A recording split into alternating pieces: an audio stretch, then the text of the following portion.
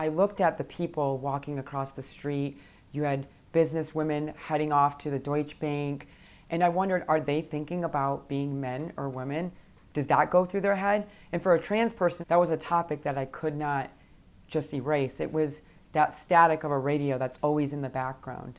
My name is Adelynn Campbell. I'm 23 years old, conservative trans woman, living and working in New York City.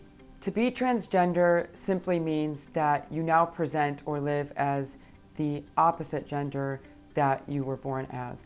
It does not mean, however, that you're an individual who's necessarily mentally ill, suicidal, can't hold a job, or is not well adjusted to living in society. I came to King's in 2013 in the fall with the class of 2017. I was placed in the house of Ronald Reagan, and I did not start transitioning until my junior year in 2016. When I walked through the turnstiles that first day back, it was a scary moment for me.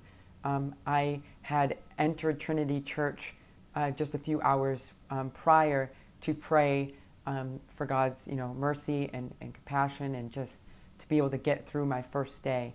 But I remember walking in and saying, I'm going to walk through these front doors until the day I graduate, because I did that every day before I transition. I'm going to do that every day until I graduate. I wanted to be able to change hearts and minds, and I could only do that by being in a place where people didn't have the experience, and I was willing to stay and provide that. When I came back, there were still a few students from my incoming class that I came in with as a freshman, and many of them were cordial but distant. I spent most of the first semester not really integrated as much as I would like to, and it was isolating. I remember sitting in the library on the tables and feeling like I had no place to go. When I went to fall retreat, I didn't have a person to check in with because I had no housing advisor or housing liaison. When I got to retreat, I didn't know where I was staying because everyone gets placed with their houses. And so it was a very jarring experience for me. And I felt very isolated because King's community revolves around these houses. And I didn't realize how much I wouldn't be able to be a part of because I wasn't in a house. I have always loved the mission and vision of the King's College. It's what animates everything that I do, my goals and my dreams, because I believe that Christians need to be in culture and strategically changing that.